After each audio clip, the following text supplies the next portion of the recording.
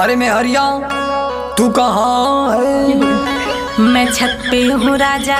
तो जरा नीचे आ जा। क्या बात है राजा? करे तू इंस्टाग्राम चलावेली का? हाँ हो मोरे राजा, बड़ा आवेला मजा। कमीनी, तू ये सब छोड़ दे।